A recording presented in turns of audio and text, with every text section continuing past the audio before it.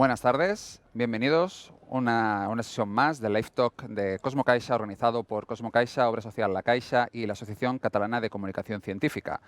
Hoy hablaremos sobre la transmisión de COVID por aerosoles y para ello tendremos al doctor José Luis Jiménez, experto en aerosoles, mecánica de fluidos y contaminación del aire en el interior de las casas y profesor del Departamento de Química de la Universidad de Colorado Boulder. Buenas tardes, José Luis. Hola, buenas tardes. ¿Qué tal? Gracias por estar en esta sesión de Live Talk de Cosmo Caixa. En estas últimas semanas se ha hablado mucho sobre la transmisión del SARS-CoV-2 por aerosoles. ¿Cómo funciona esta transmisión? Bueno, pues si podéis poner la diapositiva 4, lo puedo explicar con ese dibujo. Básicamente, los virus respiratorios como este se pueden transmitir de tres maneras. Una es a través de objetos, de superficies que tocamos, que aquí se ve como ese teléfono que están tocando las dos personas, y esto al principio se pensaba que era muy importante y ya se sabe que es mucho menos, ¿no? Y las otras dos maneras, que es como sucede la mayoría de la transmisión, pues son pelotitas de saliva y de fluido respiratorio que salen de nosotros, ¿no? Y que si uno está infectado pueden tener el virus y ese virus tiene que llegar a otra persona a través del aire. Entonces la diferencia entre las famosas gotas y los aerosoles es que las gotas son proyectiles, salen de nosotros y vuelan por el aire y te infectan si te pegan por un impacto dentro del ojo, dentro de las fosas nasales o dentro de la boca, ¿no? Y esas son las gotas. Y los aerosoles son más pequeños, son mucho más pequeños como el humo y ya no tienen suficiente inercia para ser un proyectil, sino que se quedan flotando en el aire, ¿no? Y nos infectan al respirarlos, sobre todo. Y tal vez sí se depositan en el ojo, pero se piensa que es menos importante, que sobre todo al respirarlos sí se depositan en el sistema respiratorio y así se inicia la infección. ¿Y qué riesgo representan el riesgo que representan los aerosoles en la transmisión del virus de la COVID? Bueno, pues al principio, cuando empezó la pandemia, no se sabía muy bien. Había gente que decía que los aerosoles eran importantes, y no. La OMS el 28 de marzo dice que esto no pasa. Y luego, en realidad, hemos ido demostrando que la situación es al revés, que los aerosoles son la forma principal como se transmite este virus y que había unos malentendidos científicos históricos por los que se pensaba que no era tan importante, ¿no? Pero se piensa que es la mayoría. Y entonces hay dos situaciones en las que nos contagian los aerosoles. Una es, sobre todo, si estamos hablando cerca con alguien, sobre todo sin mascarilla y sin distancia, ¿no? Porque igual que si estuvieras hablando con un fumador, sale el humo de esta persona y si estás muy cerca lo estás respirando con muy poca dilución, ¿no? Es lo mismo que si estás hablando con alguien y hueles a ajo que han comido justo antes, ¿no? Pues lo estás oliendo porque estás respirando aire que acaba de salir de esa persona, ¿no? Entonces, esta es la situación de más peligro y cuando se hace rastreo de contacto se ven muchos contagios en esta situación, ¿no? Esto se ha malinterpretado como que era un contagio por gotas que caían al suelo, pero eso ya se ha visto que es erróneo, que son los aerosoles y simplemente al guardar más distancia, pues es como el humo, se van disipando y vas respirando menos, ¿no? Y la otra situación en la que se contagia mucha gente es al compartir el aire de una habitación, ¿no? Como los casos de superpropagación que han salido mucho en la prensa, como el caso del coro de Estados Unidos, que estudiamos nosotros, o los casos del restaurante y del autobús en China. Todos estos casos son lo mismo. Gente que está compartiendo el aire, respirando el mismo aire mucho tiempo, 1 hora, 2 horas, y con poca ventilación, ¿no? Lo mismo en el coro, el autobús, todo así, ¿no? Entonces, estas dos son las situaciones de peligro y las dos son por aerosoles. Vale, cuando hablamos de aerosoles, ¿a qué nos referimos? Es decir, ¿qué tipo de partículas, qué tipo de sustancia es? ¿Y qué efectos, además de transmitir el virus de la COVID, qué otros efectos pueden tener sobre nuestra salud estos aerosoles? Bueno, pues un aerosol, si pensamos decimos va por el aire. ¿Qué es el aire? Pues la mayoría del aire son moléculas de nitrógeno y de oxígeno que son muy, muy pequeñas, no son una 10 milésima de una micra, muy, muy pequeñas y se van rebotando y tal. Y luego también en el aire hay lo que llamamos los aerosoles, que son pelotitas de líquido o pelotitas de sólidos que van flotando por el aire, ¿no? Si son muy pesadas, como un grano de arena, que son a lo mejor 100 micras, pues ya empiezan a caer, ¿no? Pero si son de 10 micras, son demasiado pequeñas y se quedan como flotando, ¿no? El aire, con el movimiento de las moléculas, las mantiene suspendidas. Entonces, el virus de la COVID, pues es 0,1 micras, una décima de micra, ¿no? Entonces, en un aerosol de 10 micras tiene un volumen que es 1 millón de veces el volumen del virus, ¿no? Entonces, Lo que hay que pensar es que salen los aerosoles de nosotros en estos vehículos, pero que la gran mayoría del vehículo es saliva, fluido respiratorio, mocos y agua. Entonces, al salir se van secando y se queda una pelotita, pues eso, de cloruro sódico, de mocos, de los sólidos que hay en la saliva, y una parte muy pequeña son los virus, ¿no? Y va por ahí flotando y tú lo puedes respirar y esto te infecta. Muy bien. A medida que recuerdo a los espectadores que pueden ir haciendo preguntas a través del chat de Facebook y pueden compartir también la sesión para que llegue a más gente. Tenemos justo una pregunta que nos habla sobre los espacios cerrados. Dice, los espacios cerrados llenos de gente son lugares a evitar. ¿Por qué no interesa poner ciertos límites en el transporte público? Si se puede ser contemplado como un lugar de riesgo, si fuera así. Es decir, ¿se tendría que limitar los aforos? Um, yo creo que sí se debería. Otra cosa, luego siempre hay, pues hay consideraciones prácticas o de otro tipo, ¿no? Pero los transportes públicos lo importante sería que estuvieran, se pudiera guardar uno la distancia, por lo menos 1 metro, y que estuvieran bien ventilados. Muchos de los transportes públicos modernos están bien ventilados. Hemos estudiado algunos metros en Europa, Estados Unidos, y tienen mucho cambio de aire, ¿no? Porque puede haber tanta gente y entonces el aire está entrando y saliendo del vagón muy deprisa, ¿no? Entonces, esto ayuda. Lo que pasa es que si no puedes mantener la distancia, están dos personas muy cerca y entonces el aire que una respira le puede ir a la otra antes de poder llegar al sistema de ventilación, entonces esto puede facilitar el contagio. Entonces, si se pudieran aumentar las frecuencias, a lo mejor cambiar las horas de empezar los trabajos, dar flexibilidad, cosas así, de manera que nunca estuviera la cosa muy llena que no puedes guardar por lo menos 1 metro de distancia. Esto sería útil, ¿no?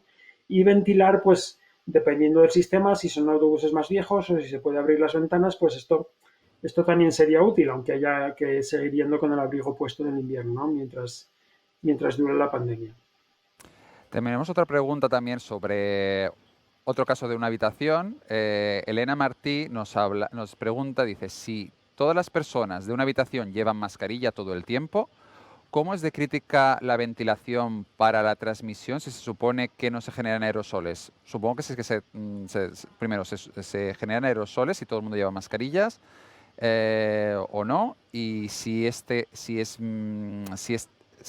situación es crítica.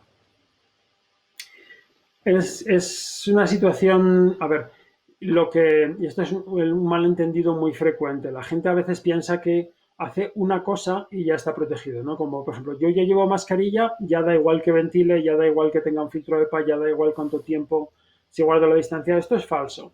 Las medidas son capas de protección y cada capa de protección te protege, ¿no? En interiores nunca vas a estar con un riesgo cero de contagio, ¿no? Si quieres un riesgo muy, muy bajo, tienes que o te quedarte en casa o reunirte en exteriores con mascarilla y con distancia. Entonces el riesgo sí que ya es muy bajo, ¿no? Si vas a interiores siempre va a haber un riesgo y tienes que hacer todas las cosas que puedas. Llevar mascarillas, pero ya no cualquier mascarilla, llevar mascarillas que filtren bien, pues o quirúrgicas FFP2 y fijarte que no tengan huecos, que se ajusten muy bien a la cara, ¿no?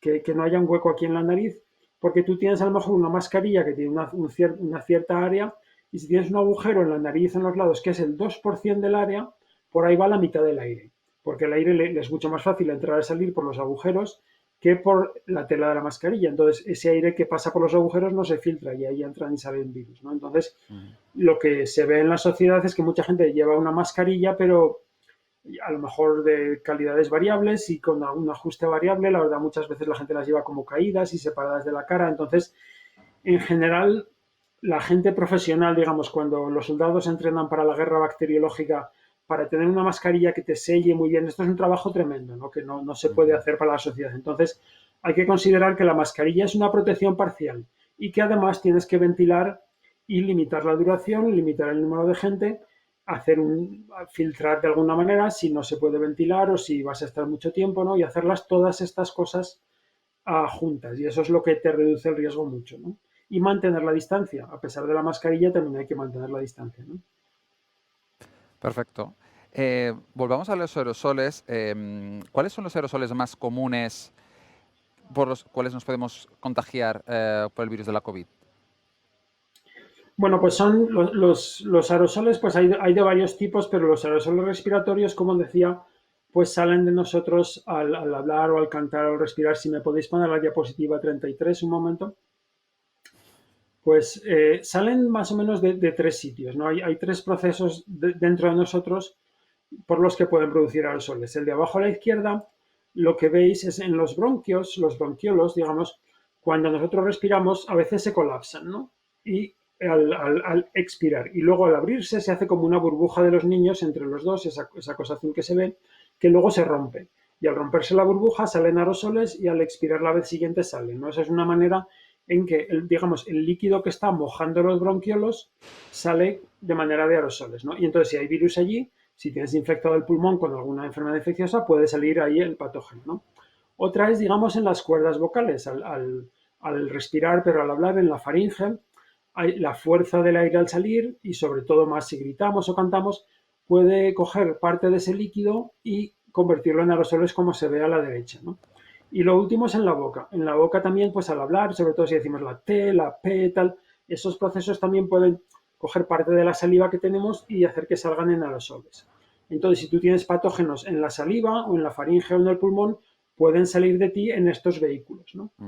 Y entonces esta es, en realidad, o sea, comparado con los aerosoles que hay en una habitación, estos aerosoles respiratorios son pocos, ¿no? Lo que pasa que, claro, si uno lleva el virus y te infecta, pues son muy importantes, ¿no? Pero la mayoría, si tú mides los aerosoles en una habitación, pues la mayoría no son aerosoles que hayan salido de nosotros, sino que son de al andar, pues sale de la alfombra, algunos aerosoles de polvo, o si estamos cocinando, si estamos fumando, pues esto también produce aerosoles, como el humo es un aerosol.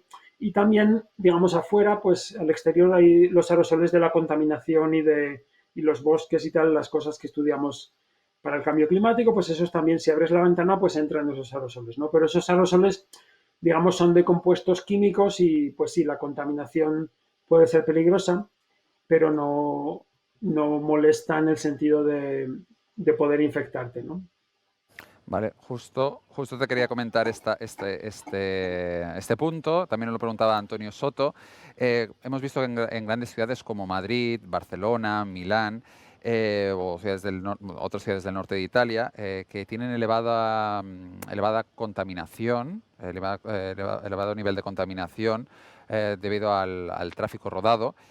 También se han producido en esas ciudades elevados contagios por COVID.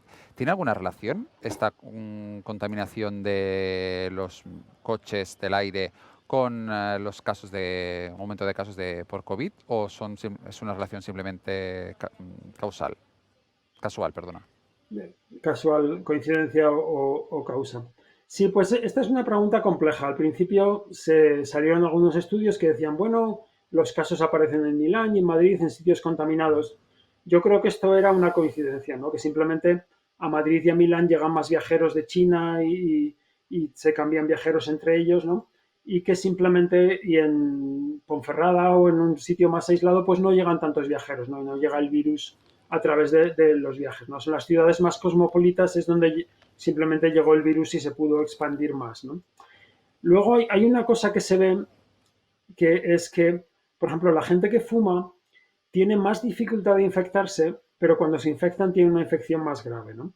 Y esto más o menos se entiende porque, digamos, en el sistema respiratorio tenemos como unos cilios que van empujando, digamos, todos estos aerosoles que se depositan los van empujando hacia arriba con el moco y esto va saliendo, ¿no? Es una forma que tiene el sistema respiratorio de limpiarse. Entonces, el humo del tabaco va destruyendo estos cilios, ¿no? Y entonces, pero a la vez en estos cilios es donde está el receptor que se engancha al virus. Entonces, con los fumadores al virus le cuesta más engancharse, pero una vez que se engancha, como tienen ya daño en los pulmones, pues la enfermedad es más grave, ¿no? Entonces, para la contaminación se piensa que puede pasar algo parecido, ¿no? Que la contaminación pues también hace un poco de daño como el tabaco y hace cosas similares, puede destruir un poco algunos de los receptores, pero que una vez que alguien que tiene los pulmones, el sistema respiratorio un poco dañado por la contaminación, se infecta, pues esto puede hacer que el daño que ya existe haga el resultado más grave, ¿no? Perfecto. ¿Y cómo nos podemos proteger de los aerosoles? ¿Qué consejos podríamos tomar o seguir para estar menos expuestos a aerosoles y no contagiarnos por el virus de la COVID? Bueno, pues lo más importante es imaginarte que todas las personas que te encuentras, o las que vivas en casa, están exhalando un humo invisible, ¿no? Y entonces tú te imaginas, está saliendo ese humo y tú quieres respirar el menos posible, ¿no? Y, ¿sabes? Te cruzas con alguien por la calle y hueles humo un segundo. Esto no se piensa que sea peligroso, ¿no? Lo que es peligroso, como te decía, pues es hablar con alguien sin mascarilla, sin distancia, 15 minutos. Así tienes muchos números para contagiarte o compartir el aire de una habitación poco ventilada con alguien infectado, también pues una hora, sobre todo si estás hablando o gritando en un bar o cosas así, ¿no? Entonces, estas son las situaciones a evitar.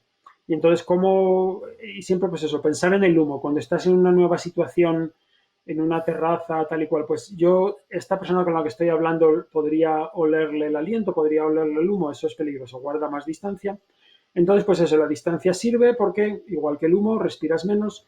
La mascarilla sirve, pero hay que ajustársela bien porque es un filtro que hace que los aerosoles ni salgan ni entren, pero no es perfecto, ¿no? Es un cierto porcentaje.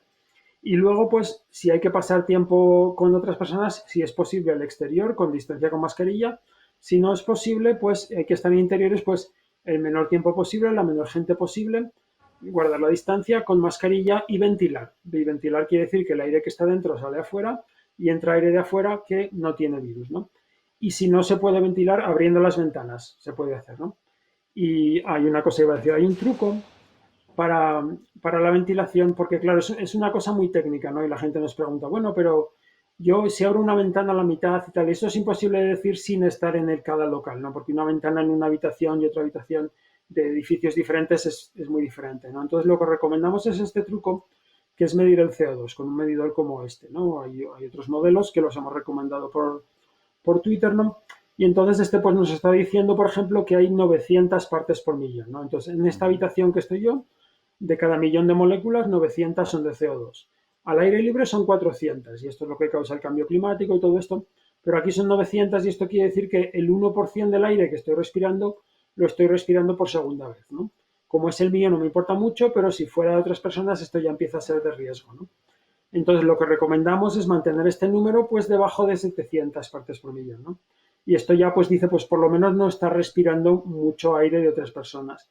Pero lo que se ve en algunas aulas y en sitios mal ventilados es que puedes tener, pues a lo mejor puedes tener 2.000, 3.000, hasta 5.000 he visto yo, ¿no? Ujú. 5.000 quiere decir que el 12% del aire que está respirando ya lo está respirando por segunda vez de otras personas. Es una situación muy peligrosa, ¿no? Entonces, lo que recomendamos pues, es esto,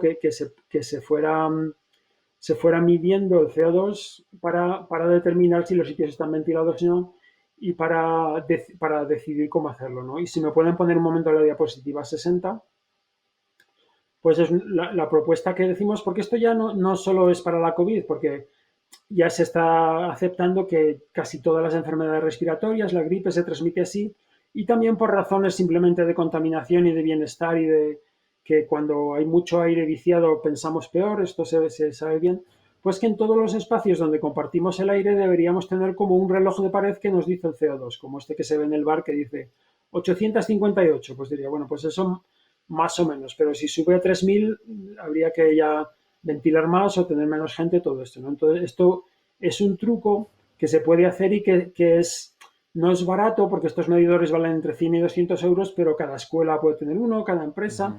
se pueden compartir y es factible, ¿no? Es una cosa que se puede hacer. Sí, justo Sonia Garcinuño nos pregunta, ¿es factible tener estos aparatos en las aulas, en las universidades, en los lugares de trabajo?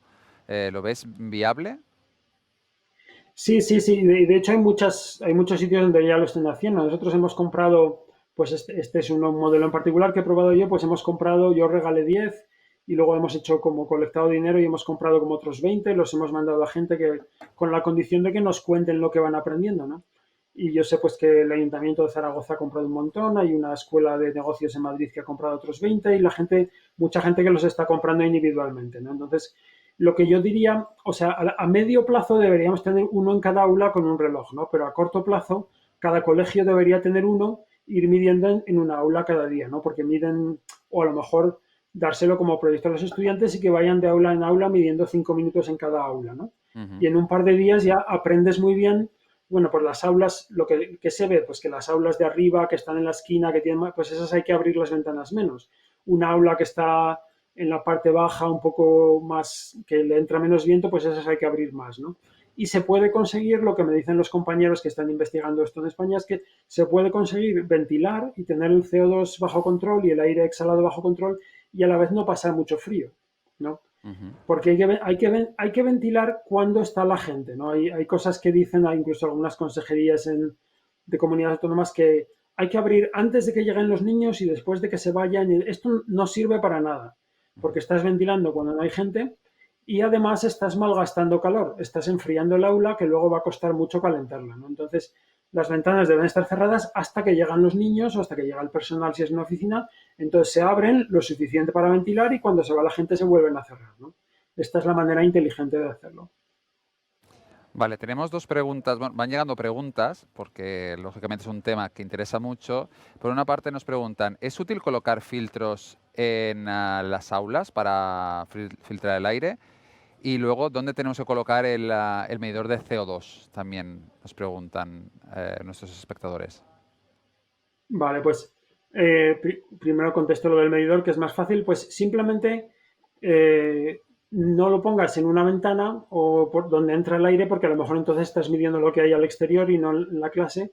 Entonces ponerlo en el medio de la clase y que no esté muy cerca de alguien. Si yo lo tengo aquí, entonces va a medir una cosa más alta que es lo que está saliendo de mí, ¿no? Entonces, lo que estábamos diciendo, pues a lo mejor colgarlo del techo y que cuelgue unos 20 centímetros o algo así. Y entonces esto en el medio de la clase, si se puede, o una cosa así, ¿no? Una cosa entre medio que no tenga nadie muy cerca, esto ahí mide bien, ¿no? Porque hay gente que va midiendo con el medidor y lo pone en la mesa, en otro sitio, lo va midiendo y se ve que en las aulas, una vez que están un poco ventiladas, no importa mucho dónde lo pones, ¿no? Pero vamos, ponerlo eso por el medio y en un sitio que esté fuera del alcance de los niños, está bien.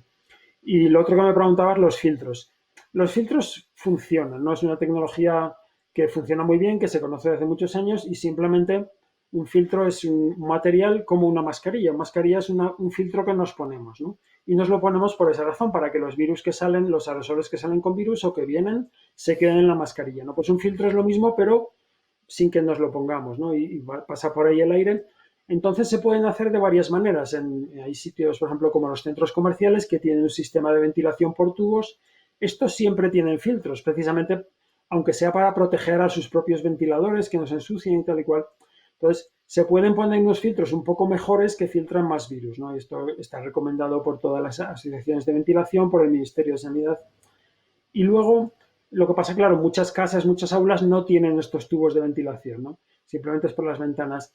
Entonces, si no se puede ventilar bien por las ventanas porque hace mucho frío, porque hay pocas ventanas, porque es un sótano, entonces hay que filtrar. Y pues hay dos maneras. Al final es un ventilador que empuja el aire por un filtro. Entonces, tú puedes comprar una caja de estas, un filtro EPA portátil, que lo enchufas y hace eso, chupa aire de la habitación y sale aire limpio, ¿no? Funciona muy bien, pero tienen una pega que es importante, que son muy caros, ¿no? Pues Ujú. yo he regalado unos para la escuela de mi hijo y para la clase de mi hijo, pues $500, ¿no? Entonces, claro, para las escuelas esto es un Ujú. gasto tremendo, ¿no? Pero hay otra manera de hacerlo, que es con un ventilador de los de no pasar calor y un filtro de estos que se ponen en los sistemas de tubos, que también se pueden comprar. Directamente los pegas, le pones un poco de cinta y funciona igual, ¿no? Tienes que fijarte que sea el tamaño suficiente para la habitación, ¿no? Que es lo mismo Ujú. para los dos tipos de filtros, ¿no?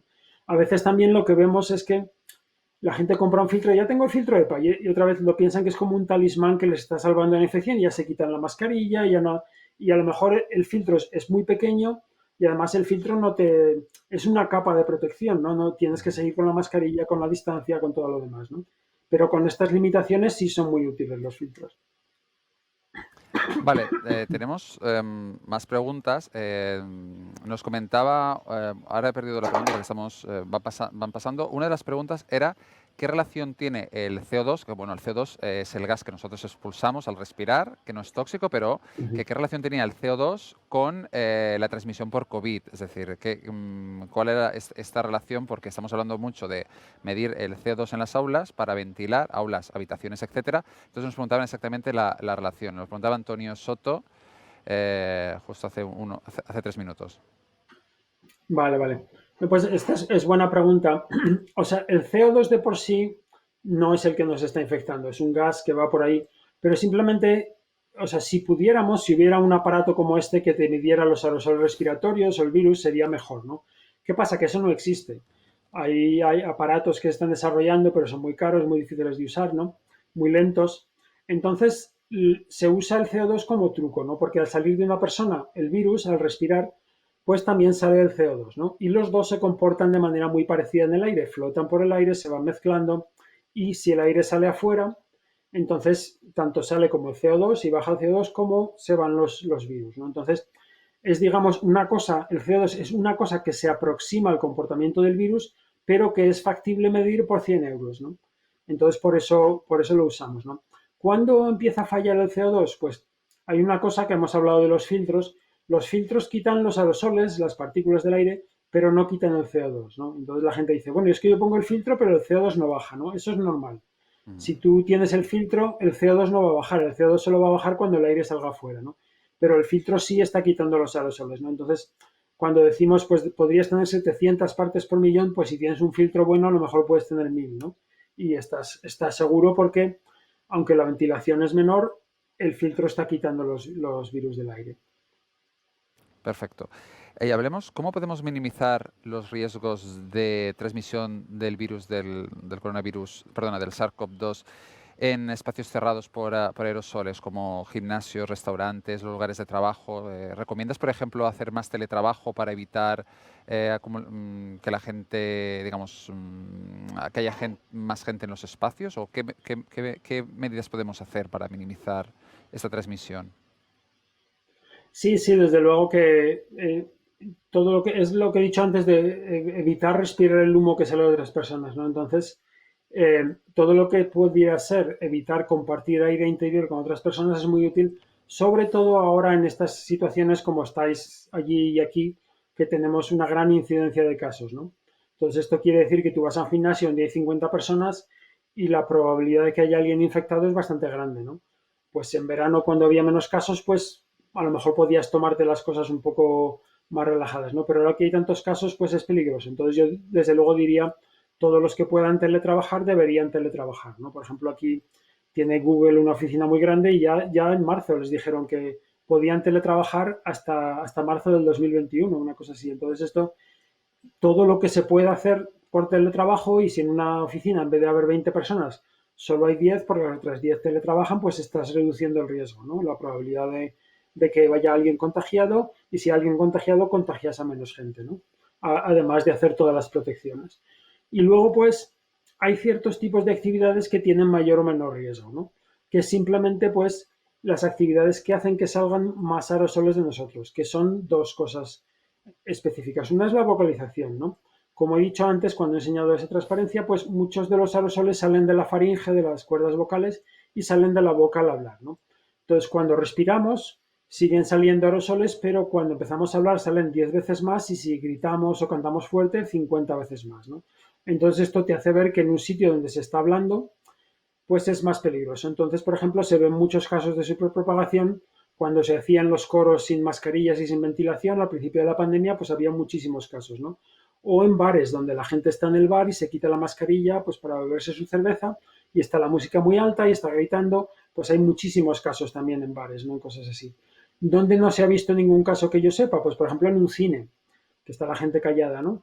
O en una biblioteca también. Entonces sí que se ve que hay un efecto muy fuerte de la vocalización y del volumen. Entonces se debería también, pues estaban diciendo el CSIC que habría que hablar menos en el transporte público. Esto me parece muy acertado, ¿no? Lo menos posible, ¿no? Y en general, cuando estamos en espacios cerrados, pues hablar lo menos posible. Incluso estás en la oficina y tienes que hablar con alguien, pues sales a hacer la reunión al exterior. Guardar con distancia, hacer la reunión y ya luego volvéis adentro de la oficina ya a trabajar en el ordenador, pero callados, ¿no? En la medida que se pueda en cada sitio, ¿no? Y también otras situaciones al hacer ejercicio aeróbico, ¿no? Si haces ejercicio fuerte aeróbico, pues también salen más aerosoles y también estás respirando más aire, ¿no? Entonces también se ven que los gimnasios son una situación de peligro, ¿no? Pero, por ejemplo, hubo casos en gimnasios en Corea del Sur y se veía que el instructor era el que estaba infectado, pero que cuando el instructor daba una clase de yoga, donde era todo más calmado y no se respiraba muy fuerte, no se contagiaban. Pero cuando daba una clase de zumba, que estaban allí, venga a bailar, entonces sí que se contagiaban muchos, ¿no? Entonces se ve, pues, estas dos cosas, la vocalización y el ejercicio, ¿no? Entonces, si se hacen esas actividades, pues, en la medida de lo posible al exterior, y si no, pues asegurarse las mascarillas, bajar la densidad y tener en cuenta que son actividades de más riesgo. A lo mejor personas que tienen una predisposición de salud para tener un caso más grave, pues que no participen en esas cosas, ¿no? También nos habían un par de preguntas, una que nos hablaba justo de un tema que acabas de comentar, los cines y los teatros, si son espacios seguros y si están si tienen esta ventilación que permiten tener esta purificación de aire o esta renovación del aire. Y por otra parte también nos preguntaban por un transporte como eran los aviones, si realmente hay una renovación de aire y también es un espacio seguro para no contagiarse por coronavirus. Bueno, pues sobre los cines y los teatros, pues primero los cines. eh, en los cines no habla nadie, ¿no? Entonces estás más callado. Casi diría que al reírnos también salen muchos aerosoles. Entonces diría, películas que te partes de la risa, aunque serían muy sanas en este momento con todo el estrés que llevamos, eso lo deberíamos ver por la internet, no verlo en el cine, ¿no? Pero películas que son más calmadas, que no van a hacer que nos riamos o tal y cual, estas serían más seguras dentro de lo que es compartir aire, ¿no? El teatro, pues tienes el problema que los actores están hablando y están hablando fuerte, ¿no? Entonces, esto tiene más peligro. Entonces, yo diría, pues en vez de hablar fuerte, a lo mejor si les pusiéramos poner un micrófono para que no tengan que hablar tan fuerte, pues entonces bajarían, si tienes la mala suerte que un actor está infectado, pues bajaría la emisión de aerosoles, ¿no? Si se pudiera hacer durante este periodo de alta incidencia por internet, que uno compra la entrada, pero luego lo ve por internet. Esto sería más seguro en este tiempo, ¿no? Y a la vez permitir subsistir a estas profesiones. Luego, si me pones la diapositiva 61, por favor, cuando me preguntas lo del avión, pues es un tema interesante, ¿no? Entonces, esto es un viaje de un colega en Europa, bueno, saliendo de un sitio en España, llegando a un sitio del norte de Europa, ¿no? Y es un viaje de 2 horas, ¿no? Entonces, lo que se ve, y digamos, esa curva azul es el nivel de CO2, ¿no? Cuando está más abajo en la diapositiva es bajo y cuando está más arriba está más alto, ¿no? Y ves que va subiendo y bajando, ¿no? Y está un poco marcado cada sitio. Entonces, al principio es cuando la persona va en el autobús del aeropuerto y luego llega a la terminal y está a 500, ¿no? Y hemos dicho afuera hay 400. Entonces, esos sitios estaban muy bien ventilados. Pero luego ya la persona sube al avión y ves que hay un pico tremendo, ¿no? Que es más de 1300 o algo así, ¿no? Y luego baja, pero se queda alto bastante tiempo, ¿no? Y ese es el embarque. ¿Qué pasa? Que la cosa tradicional en los aviones es que cuando tú subes al embarque, la ventilación es muy floja. Y entonces ahí se acumula el aire exhalado, ¿no? Y es lo que está pasando aquí. Luego ya empieza el vuelo, que es cuando hay, digamos, la primera línea vertical, y allí ya se mantiene a 700 durante las 2 horas de vuelo. Al desembarcar hay un pico, pero la persona sale muy rápido, debía estar en la parte delante del avión, y ya sale, y sale afuera, y afuera ves 400, y luego se mete en un tren para llegar a donde tiene que ir, y vuelve a subir a 700, ¿no? Entonces, lo que se ve es que, bueno, te estás en un... Primero que si estás pensando en un avión, ya no es solo el avión cuando estás en el vuelo, sino todas las partes del vuelo, ¿no? Y que la parte del embarque, en realidad, cuando el avión no está en el aire, cuando estás en el túnel de embarque o cuando está el avión sin ventilar, en este caso era la parte más peligrosa. En otros casos puede ser una sala, claro, esto va a depender de cada aeropuerto, de cada autobús, tal y cual. Pero vamos, tienes una exposición durante todas estas horas a una cierta cantidad de aire exhalado de otras personas, ¿no? Entonces, yo sé que Boeing y Airbus recomiendan que las aerolíneas no esperen a empezar los motores para poner la ventilación a tope, sino que la pongan inmediatamente, ¿no? Pero eso ya llevan tiempo recomendándolo y esta aerolínea pues no se ha enterado o no se ha organizado para hacerlo, ¿no?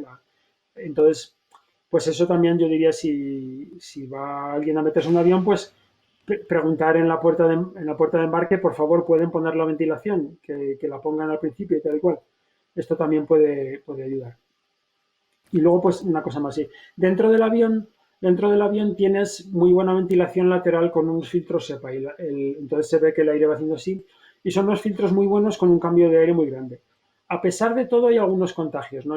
Para esta enfermedad y otras enfermedades. Y suele ser la persona que está al lado tuyo o en la fila delante o la de detrás cuando se quitan la mascarilla, ¿no? Pues se quitan la mascarilla para comer. Entonces, yo diría, en vuelos cortos no habría que dar comida, ¿no? Y si das bebida, pues quitar la mascarilla, beber, volverte a poner, ¿no? Tratar de mantener la mascarilla lo más posible y si se pudiera dejar vacía la fila del medio para que no tengas a nadie justo al lado, eso también ayuda, ¿no? Pero vamos, no es un riesgo muy alto, pero es posible el contagio. Perfecto. Nos preguntan también qué tipo de medidor de CO2? ¿Se recomiendas algún tipo de, alguna, no sé, alguna marca o algún modelo específico de medidor de CO2 para lo que decíamos, para las aulas o para el hogar? Sí, pues hay básicamente de estos asequibles, hay dos tipos, ¿no? Y unos son, pues como este que he enseñado, que se llaman NDIR, Non-Dispersive Infrared, infrarrojo no dispersivo, ¿no? Y suelen costar pues de 90 para arriba, ¿no? Y suelen medir solo el CO2 o tal vez el CO2 temperatura y humedad, como este, ¿no? Que el número grande Ujú, es el CO2 y arriba nos dice la temperatura y la humedad. Entonces, estos lo que vemos es que todos funcionan bastante bien, ¿no? Y ahí, pues, como te digo, desde 90, este en particular me parece que ahora vale 190, una cosa así, en ese rango, de 100 a 200, 90 a 200. ujú. Entonces, con colegas de la Universidad de Castilla-La Mancha y del CSIC de Barcelona, pues han estado probando muchos medidores y lo hemos puesto en Twitter y tenemos un documento, si lo buscáis con mi nombre en Twitter, que es JLJ, mis iniciales JLJ Colorado, y buscáis CO2, allí lo podéis encontrar, ¿no? Y está el documento y pues hay como 7, 8 que recomendamos de diferentes marcas y tal, y todos parece que funcionan más o menos bien, ¿no? ¿Cuál es la diferencia? Los más baratos de 90 euros pues solo te enseñan un número en la pantalla y ya está, ¿no? Estos otros un poco más caros pues te hacen una gráfica en el teléfono, como eso que mostraba para el avión. Entonces, bueno, y para un colegio, para un sitio donde lo va a compartir mucha gente, pues igual vale la pena tener uno que guarda los datos y tal para poder hacer más cosas. Si es solo para ti, pues a lo mejor uno de los de 90 euros está bien, ¿no? Lo que no recomendamos, también hay otros más baratos, y si tú vas a Amazon o lo que sea, ves CO2 por 30 euros, ¿no? Estos lamentablemente no funcionan bien porque tienen otro tipo de sensor que tiene mucha deriva y que en realidad no es un sensor de CO2, sino que mide otras cosas. Entonces tú te pones gel hidroalcohólico o te duchas y cambia la humedad y de repente el CO2 hace unas cosas Mm. rarísimas y no es porque no están midiendo, ¿no? Entonces es lamentable, pero los baratos no sirven y los de, digamos, de 90 a 200 que son con esta tecnología NDIR son los que recomendamos, ¿no? Y estamos trabajando, hay bastante gente, bastantes grupos en España que están tratando de hacer sensores baratos y digamos que te los puedes hacer tú con un Arduino y hay Ujú. algunos diseños que ya están puestos por Twitter y hay gente que está trabajando para tratar de hacerlos de forma masiva, ¿no? Porque los comerciales pues están empezando a escasear, ¿no? Y leí también hace poco una noticia que hablaba también de alguna posible relación entre la humedad y la transmisión por COVID. ¿Tiene alguna relación también o no tiene nada que ver en este caso? No, sí que tiene que ver, y a ver, no sé si he puesto la transparencia, un momento. Ah, no la he puesto, vale. Eh, sí tiene que ver la humedad. ¿Por qué? Por dos razones, ¿no? Primero, estos virus que están envueltos en lípidos, como el de la COVID Ujú. o el de la gripe, tienen una propiedad que se ha medido bastantes veces, que es que su supervivencia tiene como una forma en U contra la humedad, ¿no? Entonces, quiere decir, a baja humedad, cuando está el virus, el aerosol sale y tú estás en un sitio con muy baja humedad, como aquí en Colorado, entonces ese aerosol se seca y se queda muy seco. Y esto le Ujú. ayuda al virus. El virus sobrevive mejor cuando está muy seco, ¿no? Y luego a humedades intermedias, como digamos el 40-60% de humedad, esto es desfavorable y el virus pierde infectividad más rápido, ¿no? Y luego otra vez cuando vuelve a ser muy húmedo, pues a lo mejor el 80%, el 90%, como a lo mejor en Galicia un día de lluvia y tal, pues ahí otra vez vuelve a sobrevivir más el virus, ¿no? Entonces, al virus lo que le ayuda es que esté muy seco o muy húmedo y lo que le fastidia es que esté por la mitad, ¿no? Entonces, hay gente que propone y hay científicos famosos que ellos dicen que deberíamos controlar la humedad para que esté del 40 al 60% de humedad. Entonces, esto es una estrategia que es útil, yo no la recomiendo tanto, ¿no? Porque, ¿qué pasa? Pues depende de dónde estás, si está muy seco como aquí, pues tienes que poner un humidificador y estar llenándolo de agua o conectarlo tal. Entonces, esto cuesta un dinero, un mantenimiento y tal, y al final lo que estás haciendo es dejar que el virus siga en el aire, pero tratar que en vez de vivir 2 horas, digamos, viva una hora, ¿no? Entonces, yo digo, por el mismo dinero y el mismo esfuerzo, es mejor poner un filtro que quita el virus del aire. Ya ni una vez que llega el filtro, ya nada, ¿no? Y entonces, en fin, hay un cierto debate, pero yo soy de la opinión que, como en la mayoría de los casos no sobra dinero y no vas a poder poner filtros y humidificadores y tal y cual, pues que es mejor invertir en filtros, ¿no? Y luego hay otra cosa que nuestro sistema respiratorio, pues estos cilios que van empujando, digamos, los mocos hacia arriba y van sacando los aerosoles que se depositan, estos cilios funcionan mejor a una humedad también intermedia, del 40 al 60%, ¿no? Si está muy seco, pues los mocos se secan y entonces los cilios no pueden limpiar, ¿no? Entonces un virus que se deposita en los cilios tiene más oportunidad de quedarse allí, de ir infectando, ¿no? En vez de ser expulsado. Entonces, esta es otra razón que también humedecer, humidificar el aire ayuda, ¿no? Pero bueno, no, eso ya tiene, yo diría primero filtrar, ¿no? Primero quitar el virus del aire es más, o ventilar o filtrar. Ventilar o filtrar, quitas el virus del aire y luego ya, si te lo puedes permitir, humidificar está bien. Es una buena idea hasta mantener el 40 o 60%, ¿no?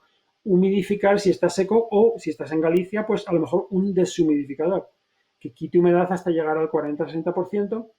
Esto es útil y además previene otras cosas como el moho, que también son dañinas, ¿no? Perfecto. Y Pepi Huerta nos pregunta, y sobre la temperatura ambiental, ¿qué rango de temperaturas es la más favorable para el virus? Es decir, ¿qué temperatura deberíamos evitar? Y una segunda pregunta dentro de esta pregunta sería, claro, ahora empieza el mal tiempo, estamos en otoño, camino al invierno, tenemos que ventilar las aulas o los despachos. ¿Cómo podemos ventilar pero no helarnos de frío? Uh-huh. Pues respecto a la temperatura, y esto también se ha medido para este virus y otros virus, pues lo normal, el frío conserva, el calor destruye, ¿no? Lo que pasa que, digamos, que si tú tienes tu casa a 19 grados o 21, 22, eso son unas diferencias muy pequeñas que no vale la pena preocuparse, ¿no? Porque solo el virus es el 1%, es una cosa tan pequeña que no vale la pena. Si tuvieras la casa a 30 grados, pues eso sí que hace que el virus decaiga más rápido, ¿no? Pero a la vez va contra lo de ventilar, ¿no? Y lo que sí ayuda, y esto sí que se ve, si tú trabajas en un sitio como los mataderos, que están muy fríos, ¿no? A veces están a 9, 10 grados centígrados para conservar la carne. Entonces, esto sí que hace, y además están secos, ¿no? Entonces, estas sí que son condiciones que favorecen mucho que el virus retenga su infectividad más tiempo, ¿no? Que sea infectivo más tiempo. Y además, digamos, como cuesta dinero mantenerlos fríos, la mayor parte del año pues recirculan mucho el aire, ¿no?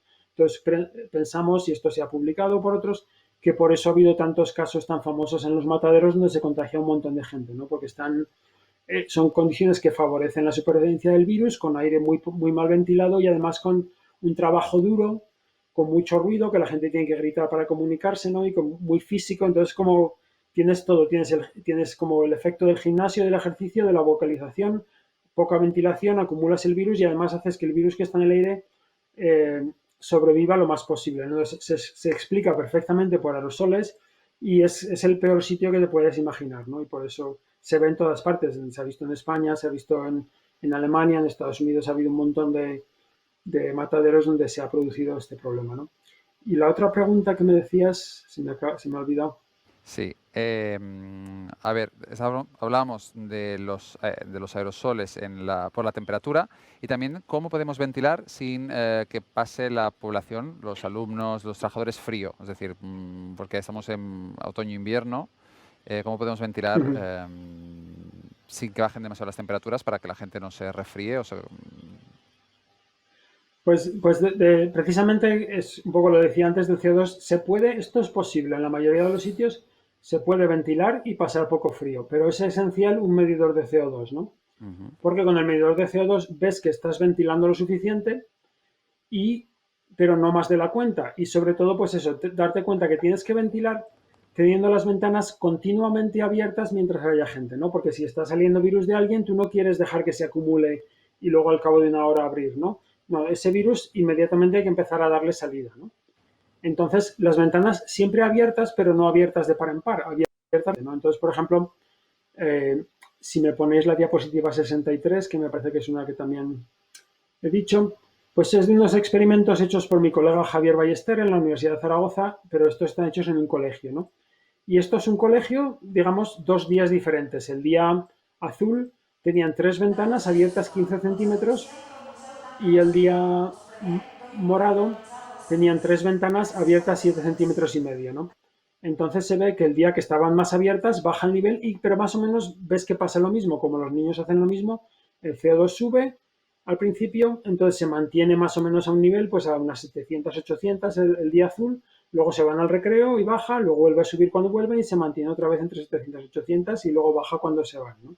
Entonces, si tú tienes un medidor de CO2, puedes en el aula, pues eso, ajustar ¿cuántas ventanas? Pues eso, 3 ventanas, 15 centímetros, que es muchísimo menos que tenerlas abiertas de par en par, ¿no?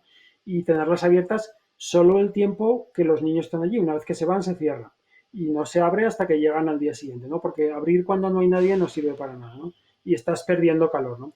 Otra cosa también, pues, claro, el tener las ventanas abiertas a la vez que tienes la calefacción puesta tiene un coste. Y en un colegio en particular en Andalucía estimaban que este coste iba a ser a lo mejor de 10.000 euros para todo el invierno, ¿no? Entonces, claro, la gente dice, es que no tenemos dinero para comprar un medidor de CO2, pero si con un medidor de CO2 de 200 euros puedes ventilar de manera más inteligente y te ahorras 3.000 euros de calefacción, pues esto es vamos, es un negocio tremendo, ¿no? Entonces yo diría, es muy importante, yo creo, que la gente se ponga a medir CO2 y no es tan difícil, ¿no? Y se puede hacer, como digo, pues un proyecto para los estudiantes más mayores o los estudiantes de ciencia o los estudiantes de otro colegio, si en ese colegio son muy pequeños.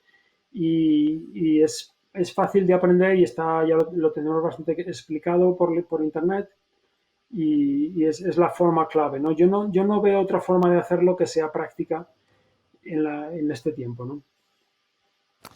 José Luis, tenemos un montón de preguntas más, lo que pasa que ya es la hora. Muchísimas gracias por resolver muchas de las cuestiones que han ido saliendo. Yo creo que nos ha quedado mucho más clara cómo se transmite el virus de la COVID a través de los aerosoles, cómo podemos ventilar, cómo podemos utilizar un medidor de CO2, cómo los alumnos pueden incluso desarrollar proyectos de ciencia ciudadana a través de estos aparatos de medidores de CO2. Por lo tanto, muchísimas gracias, José Luis. Muchas gracias a vosotros. Muy bien, pues a nuestros espectadores os esperamos la próxima edición. Contaremos con una sesión muy interesante moderada por Jordi Serrallonga llamada La vitalidad geológica de la Tierra, en la cual estará el doctor Jesús Martínez la próxima semana a las 7 aquí en Cosmo Caixa. Os esperamos. Y también os recordamos que este viernes tendremos la Noche de los Investigadores, la nit de la Recerca. Habrá muchas actividades que podréis seguir durante el viernes hasta las 10 de la noche en el canal de YouTube de la ACCC, la Asociación Catalana de Comunicación Científica, y también el sábado por la mañana hasta las 4 de la tarde. Así que si queréis más ciencia, recordar pasar por el Live Talk la próxima semana o si no el viernes y sábado en el canal de la ACCC en YouTube. Muchas gracias y hasta la próxima semana.